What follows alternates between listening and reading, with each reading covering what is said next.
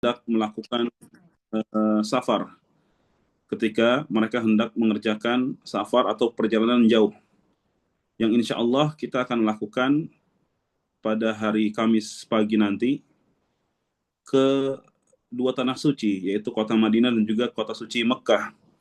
Dan ini bukan safar yang biasa, jemaah sekalian. Ini adalah safar yang luar biasa. Ini adalah perjalanan bukan hanya melintasi antar negara saja, tapi juga perjalanan ruhiyah kita, perjalanan spiritual kita. Karena safar itu ada apa namanya tiga safar yang diwajibkan, yaitu safar untuk beribadah seperti halnya untuk melaksanakan haji dan juga umroh. Ada safar yang diperbolehkan, yaitu safar-safar yang tujuannya untuk sekedar wisata dan lain sebagainya. Dan juga ada safar-safar yang diharamkan, yaitu safar-safar yang tujuannya adalah untuk maksiat kepada Allah Subhanahu wa taala. Maka safar yang akan kita lakukan besok merupakan safar yang insya Allah hasilnya adalah pahala di sisi Allah Subhanahu wa taala. Oleh karena itu kita butuh bekal, kita butuh persiapan. Apa saja yang harus kita persiapkan agar perjalanan kita nanti lebih maksimal lagi dalam mendapatkan barokah atau dalam mendapatkan pahala dari Allah Subhanahu wa taala. Di antara hal yang harus kita persiapkan, jamaah yang dimuliakan Allah Subhanahu wa taala, yang pertama yaitu hati kita yang ikhlas karena Allah Subhanahu wa taala. Jamaah yang dimuliakan Allah, hati yang ikhlas merupakan sesuatu yang sangat penting untuk kita persiapkan. Dan ini merupakan bekal yang salah satu bekal yang utama yang harus kita miliki sebelum kita melakukan perjalanan ibadah, sebelum kita melakukan perjalanan spiritual. Karena sebagaimana Nabi SAW sebutkan, innamal a'malu binniyat. Sesungguhnya setiap amalan itu tergantung dengan niatnya. Wa kullu mri'in dan setiap orang yang melakukan suatu amalan, dia akan mendapatkan sesuatu sesuai dengan apa yang dia niatkan. Ya, kalau dia niatnya karena Allah Subhanahu wa taala dalam melakukan perjalanan besok, seseorang atau kita semua niatnya adalah untuk mendapatkan Allah Subhanahu wa taala, artinya mendapatkan ridho Allah, mendapatkan pahala dari Allah Subhanahu wa taala, maka dia akan mendapatkan hal tersebut.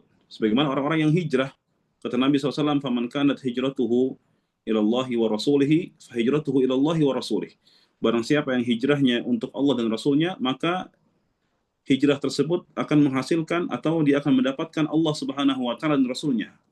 Tapi kalau hijrahnya seseorang tujuannya adalah untuk di dunia yusibuha, untuk dunia yang dia inginkan, aw imraati yankihuha, atau perempuan yang dia ingin nikahkan, fa hijratuhu ila ma hajar ilaih, maka hijrahnya itu akan mendapatkan apa yang dia inginkan tersebut. Oleh karena itu, jamaah yang dimuliakan Allah Subhanahu wa taala, ketika kita ingin melakukan sebuah perjalanan, apalagi perjalanan ini adalah perjalanan spiritual, perjalanan ibadah, perjalanan yang di dalamnya kita mengharapkan mendapatkan banyak pahala dan juga mendapatkan ridha Allah Subhanahu wa taala, mendapatkan ampunan dari Allah Subhanahu wa taala, maka hendaknya kita harus memiliki bekal yang sangat baik. Salah satunya adalah niat yang ikhlas. Niat yang ikhlas. Karena jamaah yang dimuliakan Allah Subhanahu wa taala, isi dari perjalanan kita insya Allah seluruhnya adalah ibadah. Ya. Jadi kegiatan-kegiatan yang akan kita lakukan selama perjalanan besok, mulai tanggal 6 sampai nanti kembali ke tanah air, itu hampir seluruhnya adalah ibadah karena Allah Subhanahu wa taala. Ibadah untuk Allah Subhanahu wa taala. Dari mulai melaksanakan sholat, kemudian melaksanakan umroh, kemudian melaksanakan puasa misalkan di sana, atau bersedekah di sana, atau membaca Al-Quran, atau berzikir, berdoa, dan lain sebagainya. Seluruh agenda kegiatan yang akan kita lakukan selama berada di tanah suci adalah ibadah kepada Allah Subhanahu wa taala. Maka ibadah kepada Allah Subhanahu wa taala tidak akan diterima oleh Allah Subhanahu wa taala dan tidak akan menghasilkan pahala, tidak akan mendapatkan hasil yang baik jika ibadah tersebut tidak diniatkan untuk Allah Subhanahu wa taala. Makanya ini sangatlah penting. Ini sangatlah penting menjaga niat kita mulai dari sebelum kita berangkat. Mulai dari sekarang kita coba tata hati kita. Bahwa saya berangkat umroh ini bersama keluarga, bersama istri, bersama suami, Tujuan saya adalah untuk mencari ridha Allah Subhanahu wa taala. Tujuan saya adalah untuk mencari ampunan Allah Subhanahu wa taala, mencari pahala sebanyak-banyaknya dari sisi Allah Subhanahu wa taala, bukan untuk yang lain, ya. Bukan karena ajakan suami, bukan karena hadiah dari bos, bukan karena tuntutan pekerjaan, bukan karena ingin dibilang sebagai orang yang baik oleh masyarakat dan lain sebagainya, bukan. Tapi mulai dari sekarang kita coba untuk menata hati kita bahwa saya akan berangkat besok tanggal 6 Februari, itu niatnya adalah untuk Allah Subhanahu wa taala. Kemudian kita juga terus menjaga hati kita, menjaga niat tersebut, niat yang sudah baik tersebut kita jaga ketika kita melaksanakannya. Ya, jadi ketika kita sedang berada di tanah suci, ketika kita berada di Madinah, terus kita jaga niat tersebut. Dengan cara apa? Dengan berbagai macam cara. Dengan menghindari hal-hal yang dapat merusak niat kita. Di antaranya apa yang dapat merusak niat kita? Di antaranya adalah dengan misalkan memamerkan ibadah yang kita punya. Dengan misalkan menunjukkan bahwa kita sedang beribadah di tanah suci. Dengan misalkan tujuan pertamanya adalah untuk mengajak orang lain agar dapat beribadah, dapat sama-sama semangat untuk datang ke tanah suci dengan memposting keberadaan kita misalkan sedang berada di tanah suci, baik itu di sosial media ataupun di tempat lainnya. Maka hal-hal seperti inilah yang akhirnya nanti dapat mengganggu niat kita yang sudah baik di awal, niat kita yang sudah untuk Allah Subhanahu wa taala di awal perjalanan, namun ketika di tengah-tengah perjalanan nanti akan berubah. Oleh karena itu, jemaah yang dimuliakan Allah Subhanahu wa taala, hendaknya kita persiapkan betul bekal yang satu ini, yaitu bekal hati kita. Baik itu pertama tadi sudah saya sampaikan, ketika kita ingin melaksanakannya mulai dari sekarang, kemudian saat melaksanakannya ketika kita sedang berada di sana, kemudian setelah melaksanakannya. Ini juga sangat penting. Ini juga sangatlah penting. Jangan sampai ketika kita sudah menjaga niat kita dari awal berangkat, kemudian ketika di tanah suci kita sudah jaga niat kita, sampai di Indonesia kita melakukan hal-hal yang bisa merusak semua tersebut. Contohnya apa? Contohnya merasa ujub, merasa bangga dengan umroh yang pernah kita lakukan, dengan safar yang sudah kita lakukan ke tanah suci. Kemudian kita ceritakan ke orang lain dengan penuh bangga, dengan penuh rasa sombong, sehingga akhirnya itu bukan hanya mengurangi nilai ibadah yang kita lakukan, tapi bisa jadi itu menghapus seluruh amal ibadah atau kebaikan yang kita lakukan selama berada di tanah suci. Oleh karena itu, jamaah yang dimuliakan Allah Subhanahu wa taala, Allah Subhanahu wa taala berfirman di dalam Al-Qur'an, "Wa ma umiru illa liya'budullaha mukhlishina lahuddin." Tidaklah diperintahkan untuk menjalankan agama ini kecuali untuk beribadah kepada Allah Subhanahu wa taala, kecuali dalam kondisi ikhlas dalam menjalankan agama tersebut. Bapak Ibu, mohon maaf bagi yang menyalakan speakernya, mohon di-mute supaya tidak mengganggu jalannya kajian yang kita laksanakan sekarang, ya. Jadi Bapak dan Ibu-ibu yang belum di-mute Zoom-nya, mohon di-mute supaya tidak terdengar masuk suaranya. Terima kasih. Baik, saya teruskan. Oleh karena itu, Allah Subhanahu wa taala telah perintahkan kita untuk ikhlas karena Allah Subhanahu wa taala dalam menjalankan ibadah, maka ini saya wasiatkan untuk diri saya pribadi dan juga untuk ibu-ibu dan bapak-bapak semua jamaah yang dimuliakan Allah Subhanahu wa taala, berusahalah untuk mempersiapkan bekal yang satu ini, yaitu niat yang ikhlas, bukan hanya di saat hendak melaksanakan safar kita besok, akan tetapi juga ketika kita dalam perjalanan di dalam kota Madinah ataupun di kota Mekah nanti, atau setelah kita melaksanakan kegiatan umrah kita besok, hendaknya kita menjaga hati kita supaya hati kita tidak tercampur dengan hal-hal yang dapat merusak niat. Ini yang pertama. Yang kedua, jemaah yang dimuliakan Allah Subhanahu wa taala, perbekalan yang harus kita persiapkan agar perjalanan kita nanti mendapatkan hal yang kita inginkan, yang kita damba-dambakan, yaitu ampunan dan juga keberkahan dari Allah Subhanahu wa taala serta pahala dari Allah, yaitu perbekalan ilmu. Ya, ini juga suatu hal yang sangatlah penting. Di dalam Sahih Al-Bukhari, Imam Al-Bukhari menyebutkan satu bab al-ilmu qabla al-qawli wal amal. Bab ilmu itu harus ada sebelum berucap dan beramal. Seseorang harus memiliki ilmu terlebih dahulu sebelum dia berucap. Sebelum dia mengatakan sesuatu, sebelum dia berbicara kepada orang lain, dia harus mengerti terlebih dahulu. Dan juga sebelum dia beramal, ya, sebelum dia beramal soleh, maka dia harus mengetahui terlebih dahulu.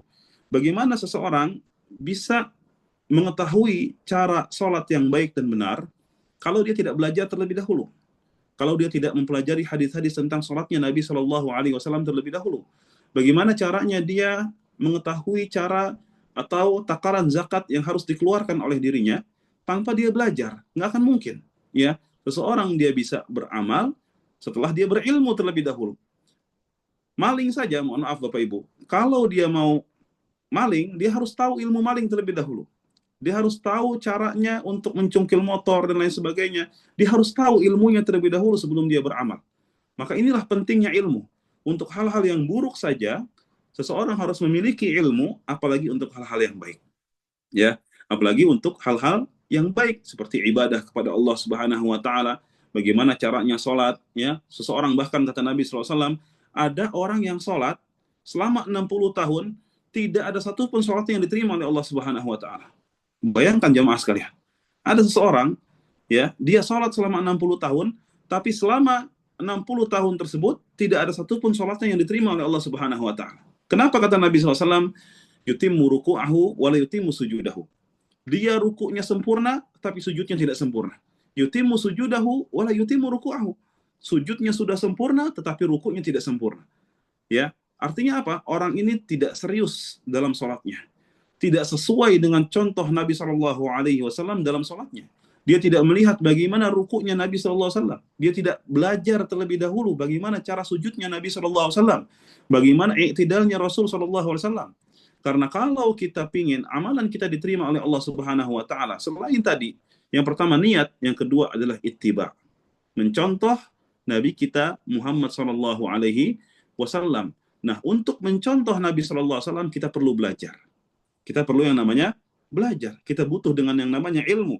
Bahkan Allah Subhanahu wa taala memerintahkan berilmu terlebih dahulu baru bisa mentauhidkan Allah Subhanahu wa taala. Fa'lam annahu la ilaha illallah. Ya, ketahuilah, belajarlah terlebih dahulu.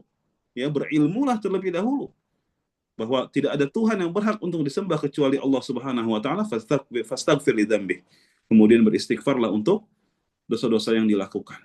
Jadi harus kita punya ilmu terlebih dahulu sebelum kita beramal. Apa hubungannya dengan safar yang akan kita lakukan? Kenapa ini menjadi bekal yang penting sebelum kita melakukan perjalanan safar pada 6 Februari besok? Karena kita ingin melaksanakan sebuah ibadah yang besar, ibadah yang memiliki keutamaan yang banyak di sisi Allah Subhanahu wa taala, yaitu ibadah umroh. Kemarin sudah dijelaskan mungkin oleh Ustaz Yasir tentang keutamaan orang yang menjalankan umroh. Keutamaan ini bisa kita raih, bisa kita dapatkan jika kita melaksanakan ibadah-ibadah tersebut dengan cara yang benar. Bagaimana cara agar kita bisa beribadah, berumroh dengan cara yang benar? Tentunya kita harus belajar terlebih dahulu. Ya, alhamdulillah Bapak Ibu semua kemarin sudah melaksanakan manasik umroh, sudah mempelajari bagaimana tata cara umrohnya yang benar, yang sesuai dengan ajaran Nabi kita Muhammad Sallallahu Alaihi Wasallam. Jadi ini kalau bisa diulang-ulang Bapak Ibu semua, ya, ditonton lagi YouTube-nya yang sudah direkam oleh Namira, ya, dipelajari lagi, sudah dibagikan buku panduan untuk umroh dibuka, ya, dipelajari, dibaca, diulang-ulang bagaimana cara umroh yang benar, bagaimana ketika tawaf, di mana memulai tawaf, apa yang dibaca ketika tawaf, ya, apa yang dibaca ketika sa'i, di mana memulai sa'i, bagaimana selesainya, apa saja rukun umroh, apa saja wajib umroh. Ini harus kita pelajarin terlebih dahulu.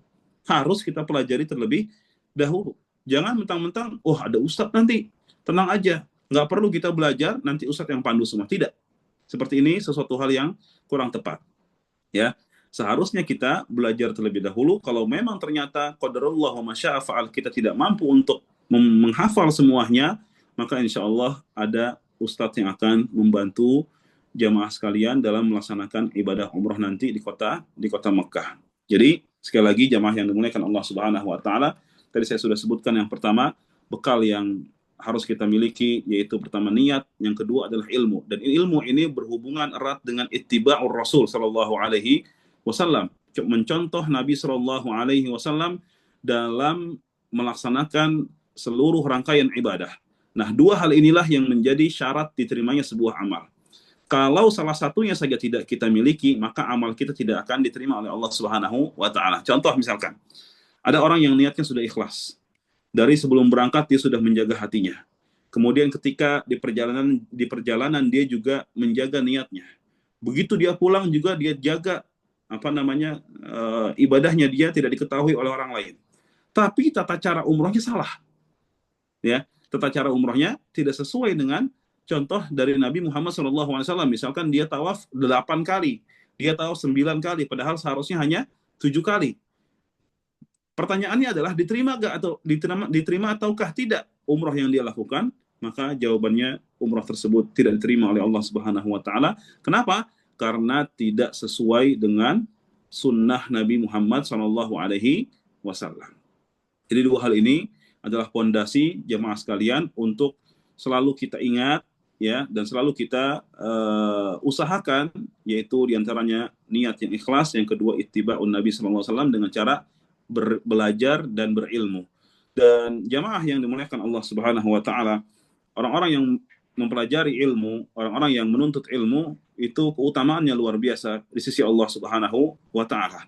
Di antaranya Allah Subhanahu wa taala berfirman, yarfa'illahu alladhina amanu minkum walladhina utul ilma darajat.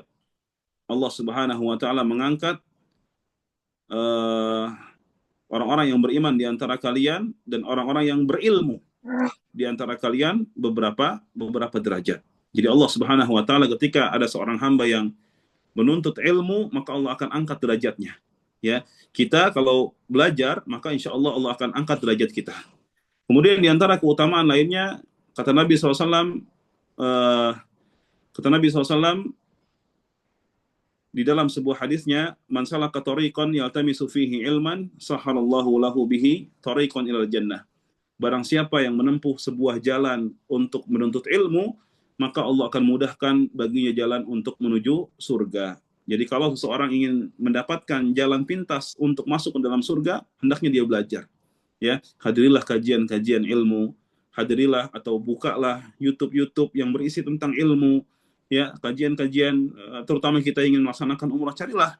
Ya, kalau tidak cukup dengan materi kajian yang disampaikan di saat manasik, cari manasik umroh yang diisi oleh ustadz-ustadz yang memang mengerti tentang sunnah, pelajari kembali bagaimana tata caranya, tawaf, sa'i, dan lain sebagainya. Ya, ini harus kita lakukan. Ya, insya Allah dengan kita melakukan hal tersebut, dengan cara kita mempelajari ilmu, insya Allah Allah Subhanahu wa taala akan mudahkan bagi kita jalan menuju surganya Allah Subhanahu wa taala.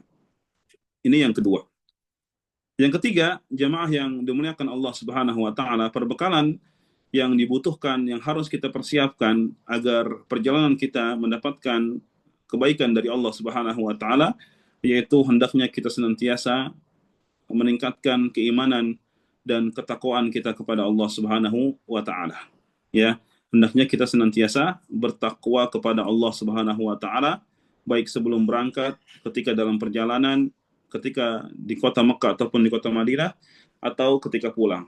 Bertakwa kepada Allah Subhanahu wa taala. Allah Subhanahu wa taala perintahkan kepada kita, ya ayyuhalladzina amanu taqullaha haqqa tuqatih. Wahai orang-orang yang beriman, bertakwalah kepada Allah Subhanahu wa taala dengan sebenar-benarnya takwa. Dan pertanyaannya adalah, apa itu takwa? Para ulama menjelaskan bahwa takwa itu adalah anta'mala bi ta'atillah ala nurin minallah tarju thawaballah. Engkau menjalankan ketaatan kepada Allah Subhanahu wa taala atas landasan ilmu, yaitu Al-Qur'an dan hadis-hadis Nabi sallallahu alaihi wasallam. Untuk apa kita menjalankan ketaatan kepada Allah Subhanahu wa taala? Tarju thawaballah, untuk mencari pahala dari Allah Subhanahu wa taala. Wa anta truka ma'siyatullah, dan engkau meninggalkan maksiat kepada Allah Subhanahu wa taala ala nurin minallah, berlandaskan ilmu, yaitu Al-Qur'an dan hadis. Takhafu iqaballah, karena engkau takut diadab atau dihukum oleh Allah Subhanahu wa taala. Dan simpelnya jamaah, takwa itu artinya adalah menjalankan perintah Allah Subhanahu wa taala dan menjauhi larangan-larangan Allah Subhanahu wa taala. Inilah takwa. Oleh karena itu jamaah yang dimuliakan Allah Subhanahu wa taala, Rasul kita, Nabi kita Muhammad SAW memerintahkan kita untuk bertakwa dimanapun kita berada. Kata Nabi SAW, ittaqillaha haitsuma kunta. Bertakwalah kalian kepada Allah Subhanahu wa taala dimanapun kalian berada. Baik itu dalam keadaan sendiri ataupun di tengah keramaian orang. Jangan kalau di tengah keramaian kita seolah-olah seperti orang yang bertakwa, menunjukkan kita ini orang yang taat, tidak melakukan maksiat, kita bertakwa, kita menjalankan amal soleh. Tapi ketika kita sendiri, kita melakukan maksiat, kita melakukan dosa. Ini bukan bertakwa namanya. Ya, ini bukan orang yang bertakwa yang seperti ini. Orang yang bertakwa kepada Allah Subhanahu wa taala, dia bertakwa, dia takut kepada Allah Subhanahu wa taala, dia menjalankan perintah Allah dan menjauhi larangan Allah dimanapun dia berada. Baik di tengah orang banyak ataupun saat dia sendiri. Ya. Ini harus kita lakukan jamaah yang dimuliakan Allah Subhanahu wa taala. Kenapa ini harus kita lakukan? Karena kata Allah Subhanahu wa taala, "Wa tazawwadu", berbekallah kalian. Wa khairaz zadi taqwa, dan sebaik-baik bekal yang dimiliki seseorang adalah bekal takwa kepada Allah Subhanahu wa taala. Termasuk bekal yang harus kita punya ketika kita ingin melaksanakan perjalanan besok, yaitu bekal takwa kepada Allah Subhanahu wa taala. Kenapa demikian? Allah Subhanahu wa taala akan membersamai orang-orang yang bertakwa jemaah. Allah Subhanahu wa taala berfirman, "Innallaha ma'al muttaqin." Sesungguhnya Allah Subhanahu wa taala akan bersama orang-orang yang bertakwa kepadanya. Artinya kalau Allah Subhanahu wa taala membersamai kita, Allah Subhanahu wa taala akan jaga kita. Allah Subhanahu wa taala akan lindungi kita. Inilah keutamaan dari orang-orang yang bertakwa. Allah Subhanahu wa taala akan menjaga orang tersebut. Ternyata perbekalan takwa ini bukan hanya merupakan bekal yang baik untuk seseorang menjalani kehidupan akhirat saja. Tentu kita butuh ketakwaan ini di akhirat nanti. Ya, tentu kita butuh ketakwaan ini ketika kita bertemu dengan Allah Subhanahu wa taala. Akan tetapi kita juga butuh dengan ketakwaan ini ketika kita hidup di dunia. Ya, ketika kita hidup di dunia, maka kita juga butuh yang namanya takwa. Kenapa? Karena Allah Subhanahu wa taala banyak berjanji dengan janji-janji yang baik untuk orang-orang yang bertakwa kepadanya. Di antaranya Allah Subhanahu wa taala berfirman, "Wa may yattaqillaha yaj'al lahu makhraja wa yarzuqhu min haitsu la yahtasib." Barang siapa yang bertakwa kepada Allah Subhanahu wa taala, Allah akan berikan kepada orang tersebut makhraja, jalan keluar. Dari apa? Dari setiap masalah yang dihadapi oleh orang tersebut. Kalau kita misalkan di dalam perjalanan nanti akan mendapati banyak masalah atau akan mendapati beberapa masalah dalam perjalanan, maka orang-orang yang bertakwa ini Allah akan berikan solusi kepada dia. Allah akan berikan jalan keluar kepada hambanya yang bertakwa tersebut untuk supaya dia bisa keluar dari masalah yang dia hadapi di saat perjalanan besok. Wa yarzuqhu min haitsu la yahtasib. Tidak cukup sampai demikian, tapi Allah Subhanahu wa taala akan berikan kepada dia rizki yang berlimpah dari arah yang tidak dia duga. Dia tidak akan duga rizki tersebut datang kepada dia. Mungkin saja Allah Subhanahu wa taala akan berikan banyak kemudahan kepada kita. Karena sebab apa? Karena sebab kita bertakwa kepada Allah Subhanahu wa taala. Karena sebab kita menjaga diri kita dari hal-hal yang diharamkan Allah Subhanahu wa taala, sehingga akhirnya Allah Subhanahu wa taala menjadikan perjalanan kita menjadi mudah seluruhnya. Kemudian Allah Subhanahu wa taala juga berfirman, "Wa may yattaqillaha yaj'al lahu min amrihi yusra." Barang siapa yang bertakwa kepada Allah Subhanahu wa taala, maka Allah akan jadikan setiap urusannya menjadi mudah. Ya. Kalau kita pingin urusan umroh kita besok ini dimudahkan Allah Subhanahu wa taala. Kalau kita ingin perjalanan kita besok dimudahkan Allah Subhanahu wa taala. Kalau kita ingin urusan kita di Madinah, di Mekah, ya, dimudahkan oleh Allah Subhanahu wa taala, maka solusi satu-satunya solusi yang dimiliki oleh kita yang harus kita lakukan adalah bertakwa kepada Allah Subhanahu wa taala. Karena Allah Subhanahu wa taala telah berjanji dan Allah Subhanahu wa taala tidak akan pernah mengingkari janjinya. Ya, ingat, Allah Subhanahu wa taala tidak akan pernah mengingkari janjinya. Kalau Allah Subhanahu wa taala sudah berjanji kepada kita akan memberikan kemudahan bagi orang-orang yang bertakwa, maka janji tersebut pasti akan Allah tepati. Ya, pasti Allah akan tepati janji tersebut. Inilah diantara tiga hal yang harus kita perhatikan ketika kita ingin melakukan sebuah perjalanan. Yang pertama tadi, hendaknya kita menjaga niat kita, kita menjaga keikhlasan dari hati dan juga niat kita ketika kita ingin melakukan perjalanan yang sakral ini, perjalanan yang spiritual ini, yaitu hendaknya kita senantiasa menunjukkan semua ibadah kita untuk Allah Subhanahu wa taala. Safar kita untuk Allah Subhanahu wa taala, salat kita untuk Allah Subhanahu wa taala, umroh kita untuk Allah Subhanahu wa taala. Tidak perlu kita tunjukkan ibadah kita kepada manusia. Misal kita datang tiba di Madinah, ya ingin melaksanakan salat subuh, kita posting dari hotel menuju ke masjid, sedang berjalan menuju ke Masjid Nabawi, terus kita post di Instagram kita, terus kita jadikan status di WA kita. Tidak perlu yang demikian. Kenapa? Karena hal-hal yang demikian bisa merubah niat kita. Hal-hal yang demikian bisa mempengaruhi hati kita. Yang tadinya kita mungkin niat awalnya adalah ingin mengajak orang lain agar terpengaruh, supaya mereka juga terpanggil untuk bisa memenuhi panggilan Allah Subhanahu wa taala ke tanah suci. Tapi siapa yang menjamin bahwa hati kita akan tetap seperti itu?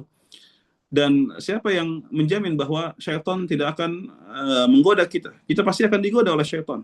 Ya, hati kita pasti akan digoda oleh syaitan. Yang tadinya niatnya baik bisa jadi berubah menjadi ria, ya, ingin dilihat orang lain. Bisa jadi berubah menjadi sum'ah, ingin didengar oleh orang lain. Bisa jadi dia menjadi ujub, merasa bangga dengan amal yang dia lakukan. Dan yang kedua tadi sudah saya sampaikan juga, maka hendaknya jamaah sekalian mulai dari sekarang mempelajari kembali bagaimana tata cara umroh yang benar yang diajarkan oleh Nabi Shallallahu Alaihi Wasallam. Diulang kembali materi manasik yang kemarin sudah disampaikan oleh Ustadz Yasir Bajri. Kemudian diulang-ulang. Kalau memang ternyata sulit, tidak bisa lagi untuk menghafalkan, ya sudah, kita sudah berikhtiar, kita sudah berusaha untuk mempelajarinya.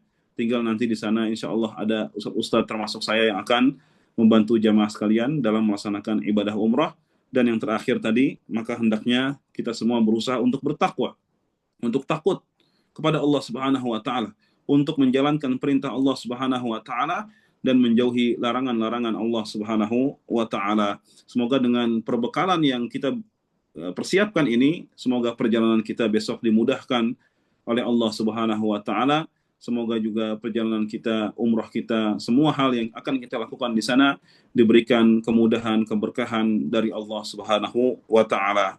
Demikian Mas Yuna yang dapat saya sampaikan, dan mudah-mudahan apa yang disampaikan ini bermanfaat. Barakallahu fikum. Syukur Ustaz, jazakallah khair atas ilmunya yang telah disampaikan. Kepada seluruh jamaah yang hadir dalam kajian malam hari ini, ada yang ingin bertanya silakan di kolom komentar, atau mau langsung bertanya langsung dengan mengaktifkan eh, audionya, silakan. Jika memang tidak ada yang ditanyakan, mungkin bisa nanti kita tutup acara ini. Kami akan tunggu kurang lebih sekitar ya 1 sampai 2 menit. Kira-kira ada yang mau ditanyakan dari jamaah. Jadi kalaupun tidak mau bertanya di sini dan ingin menanyakan sesuatu terkait dengan ibadah, bisa langsung japri saya Bapak Ibu semua ya.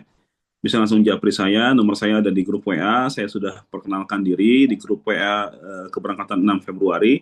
Jangan sungkan untuk menanyakannya langsung ke saya, silakan saja di chat langsung. Insya Allah kalau saya tahu jawabannya, insya Allah saya akan jawab. Jika tidak, insya Allah saya akan mengatakan wallahu a'lam. Seperti itu, Mas Juna. Iya, syukron Ustaz. Insya Allah untuk sarana bertanya itu tidak harus di sini juga. Bisa via chat, bisa di grup juga bisa. Betul, Terutama untuk umahat ya, biasanya permasalahan terkait dengan haid itu sangat banyak ditanyakan. Mungkin kalau misalkan tidak mau bertanya di grup, bisa juga tadi japri kepada Ustadz Awi agar bisa nanti disampaikan terkait ilmu tersebut. insya Allah. Insya Allah. Sepertinya nggak ada yang bertanya, Ustadz. Baik, jamaah sekalian, saya mau minta tolong ke jamaah sekalian untuk menitip doa ya, berdoa untuk kebaikan kita. Mintalah kepada Allah supaya perjalanan kita besok dimudahkan oleh Allah Subhanahu wa taala, Amin. dihindarkan dari berbagai macam kesulitan dan juga kesusahan di perjalanan nanti. Itu saja mungkin yang saya titipkan ke jamaah. Barakallahu Baik, fikum. baik, Ustadz. Mungkin kajian malam ini cukup sampai di sini. Semoga ilmu yang disampaikan bisa bermanfaat untuk jamaah semuanya untuk persiapan berangkat umroh pada lusa ya, insya Allah pada Ya, tanggal 6. Jaga kesehatan untuk jamaah semuanya dan prepare dan siapkan apa saja yang mau dibawa dan yang tidak dibawa. Ya, mudah-mudahan Allah mudahkan sampai ketemu nanti di Bandara Soekarno-Hatta. amin. Mungkin kita tutup dengan doa kafaratul majelis. Subhanakallahumma wa bihamdika asyhadu an la ilaha illa anta astaghfiruka wa atubu ilaik. Syukran Ustaz. Jazakallah Afan. khair sekali lagi Waalaikum. atas ilmunya. Kita tutup. Wassalamualaikum warahmatullahi wabarakatuh. Waalaikumsalam warahmatullahi wabarakatuh. Assalamualaikum warahmatullahi wabarakatuh.